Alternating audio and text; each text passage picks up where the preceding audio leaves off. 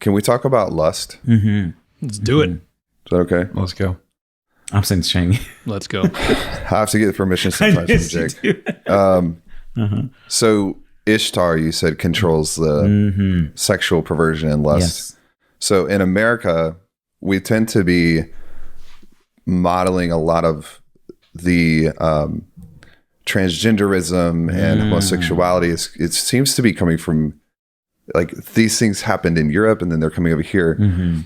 Does Ishtar and do these things cross continents, and is that a strategy? Like, are they going like, hey, we need to borrow this thing and bring it over to this country? Yes. Yes. So yes, you most of a lot of gods, they have their stationed up over in the east, and so they create systems that stretch over, and so they train and rank up high-ranking demons to be able to withhold position, in certain areas, that are connected to, Ishtar. So yes, they do stretch the system. Sometimes they'll cross over. Sometimes they raise up a leader or military element and send them. Got it. Jeez. How is like, because you have experience with this.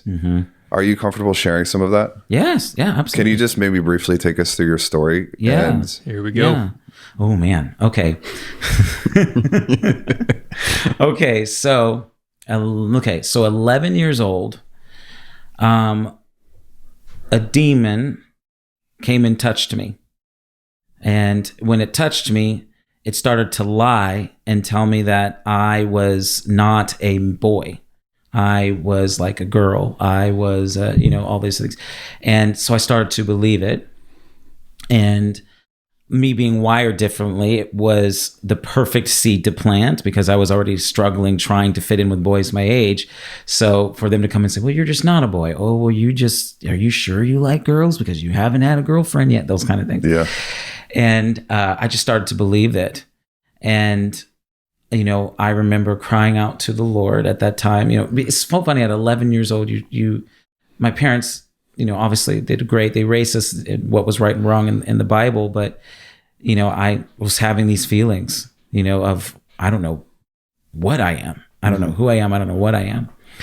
And so super hard. I remember crying out to Jesus, 11 years old, crying out to Jesus and saying, Lord, I need help. This is wrong. I know this is wrong, but I have these feelings.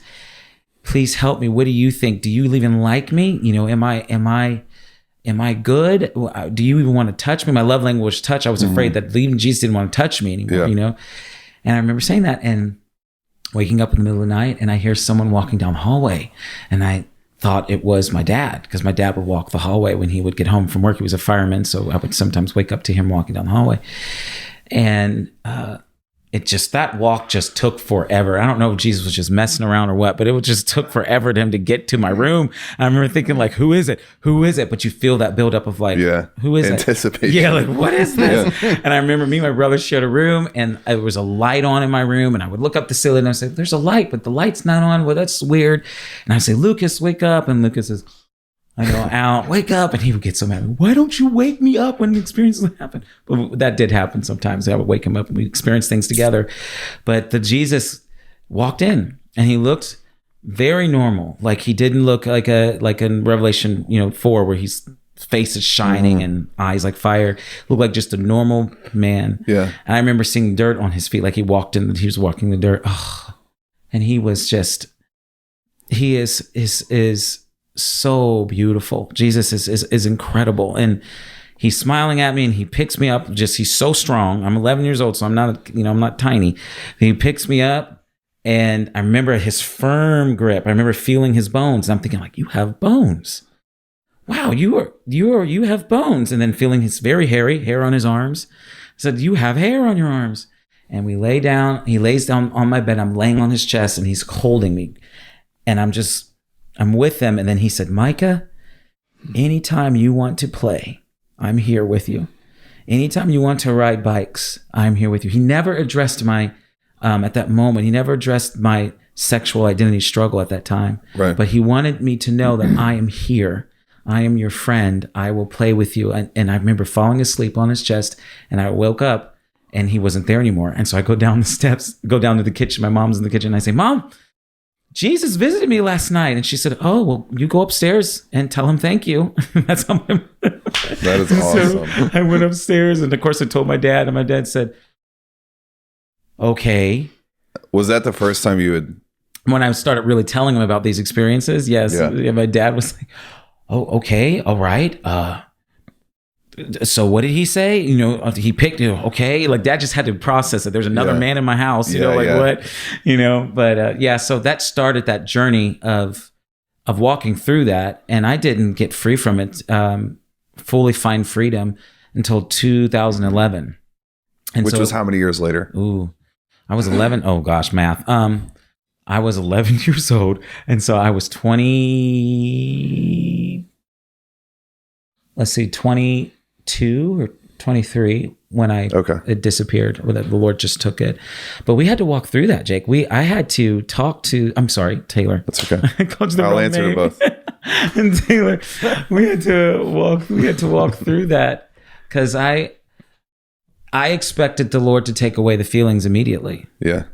But we had to walk through truth. There were times where I was looking at, I don't know if I can say this. Well, pornography. Can I say that? Yes. Yeah, okay, great. Yeah. So at times I was looking at pornography and in the act, and I could see the demons on the screen watching the video. I could literally see the demons on the screen with the actors and how the demons were reacting with them. And I still did it because, again, it was about me. I wanted what I needed to fill that pain. I was like, I don't care if I can see what's true. I'm just going to ignore it and just watch the video. In the act of doing that, and Jesus walks through the wall into my room. And now this time Jesus just dressed like a king, you know? And I close the computer and I said, I am a dead man. I thought I was like, I am in so much trouble. And I didn't even look at him. I just had closed the computer and I just looked down like, this is it. I'm going to hell. Jesus caught me. What do you think Jesus knows? Like, there he is. Yeah. You know? And Jesus picked me up. I remember his firm grip picked me up. Jesus' hands are very rough because he still works with his hands in heaven. They're not like soft, you know, they're rough like construction worker. But he picked me up and I'm like, okay. And then he pulls out from the side. He had this garment that was tied around to his side, and he puts it on me. This beautiful white garment, warm feeling, and the light kind of moved off of it. It was amazing. And then puts this crown on my head and this beautiful thick like ruby ring on my finger. And I'm thinking, what are you doing? What are you doing? And then Jesus steps back and he says, this is the real you. Wow. And I said, what? And I'm crying like, I don't know who you, in front of him. I'm like a mess. I'm like, I don't know who you are. Who are you? I thought you'd be mad at me. You know, he said, this is who you are, Micah. Then he turns around and he leaves. And then again, I thought, okay, well, I'm done with pornography. This is it. Yeah. But I still had to state that truth over and over again. No, this is who God says I am. I am royal. I am a son of the king. I had to say those things again because those garments and stuff disappeared. Yeah. You know, I'm back in my normal clothes now. Yeah. You know, but I had to state that truth so it would solidify and that things couldn't hold on to me anymore. Okay. I know. So powerful. Your shoes are falling off. I know, right? 3 things I feel like we need to talk about with that story. The first is when I read about Jesus, I see him often healing physical ailments. You're not blind anymore. You couldn't walk, but you can walk, stand up and walk. But I don't really see him addressing personality struggles or character struggles. Like he let his disciples work through that. Yes. So I think because I have a lot of experience with people who are struggling with this, and they ask the same thing. It's like, why is God not just healing me from it? And Jesus didn't even do that. Like he would heal their your bone doesn't work, so grow it back. But he was patient with them for them to work through the non-physical ailments. That's the first thing. You're just basically testifying to that. The second thing is we have had many conversations about, like, why don't you talk about sin and sin all the time? And I think holiness is so important. Yeah. Yeah. But Jesus reaffirmed their identities. Like, people say you are this, but I'm going to say you're this. Right. That's the second thing. And then the third thing is, and this is all from your story, is the demonic feeds off of your agreement. If you don't believe it, then it doesn't have the root system to take hold. So what Jesus was doing is always coming in and fixing the agreement. He almost like a back that's out of alignment. And instead of trying to fix the byproduct of the thing, he didn't even talk about it. He was putting you back into the right belief system. And then you had to hang on to that. And I'm assuming because it took you 12, 13, 15 years. Yeah, it took me, yes. It was a repeated daily grind of obedience, even when you didn't feel like it. Oh, there would be times I would straight up say, Lord, I disagree with you. I want to love a man. And Jesus, he would say, okay. And he said, that's okay. Well, he said, you already do. You love me.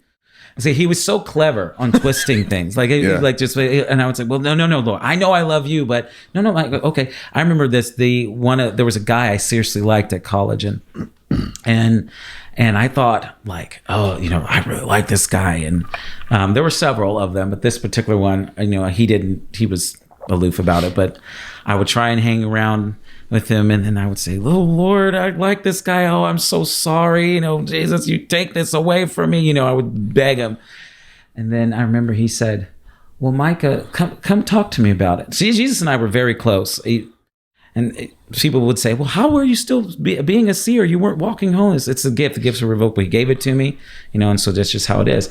But I remember going outside, and I was sitting by myself, and I was telling the Lord about this guy that I liked, and Jesus would say, okay, well, tell me more about him. And so I started talking to the Lord about more what I liked about the guy. And then he got real quiet. Jesus got real quiet. And then I said, well, what do you think, Jesus? And he said, Micah, those qualities that you like in that man, I put in you. You are a warrior. You're a protector. Of course, I'm a crying mess. I'm like, oh my gosh. He didn't ever address. That's wrong. He said, no, this is who you are. Yeah. And so those were things, those were weapons for me to use when those temptations would come back, and I would say, no, I am. No, this is what I am, who I am. And I did have real visits of demons who I would see demons who were linked to that spirit. And I don't care what people say. I don't care if they say it's a person. It is a devil. Those demons want to kill you. Yeah. They want to destroy you. And I would see them coach, be in my room. I visited from a crazy spider, half human, half spider demon lady who literally appeared as a man, then appeared as a woman, then appeared as some gross animal. Saying, I can be whatever you want. You can even change your gender to look this way. And I said, oh my goodness. And I was crying out for the Lord for help. That demon was trying to kill me and destroy me. I was able to see that. And I cried out to Jesus, help me. And Jesus came and pulled her legs off. He was honest truth. His face was like fire. He was angry. I'm thankful that Jesus gets angry at his enemies. Yeah. And his eyes were like fire, and he just ripped that demon apart. And I clung to him, and I was like, wow, you're the warrior king, obviously. So it's not this thing that you're born with. It is a system and created by demons to destroy you. Holy crap. Guys, you need to understand that there's so much more going on than you realize. Okay, there is a spiritual war happening. And not only that, okay, there's this very physical thing that we're up against as well, right? The reward circuitry in our brain, our neurological wiring, and how that reward system works, and the conditioning that happens, why viewing porn feels so automatic. But you got to understand, there are also other powers at play that are working constantly to convince you of a false identity, to convince you that you're a shameful wretch, that you're worthless, and that God wants nothing to do with you. And that couldn't be further from the truth. Now, I don't expect you to believe everything that Micah shared here in this, but the truth that is in it, for sure, is that God focuses on your true identity. As his son, or as his daughter, right? You are precious to him. He knows who you really are. He knows what other forces are at play in your life, and he is not ashamed of you. And he's going to constantly be pointing you back to what is actually true. And so my encouragement to you is to let go of the shame. Shame says, I am bad. I am a terrible person, right? Guilt is a different thing. Guilt says, you know what? I did a bad thing. Ouch, that stings. I should probably do something different next time. Hold to that. That's okay. But anchor yourself to a new guiding North Star, a new identity. Ask God how he really feels about you and what the truth is about you.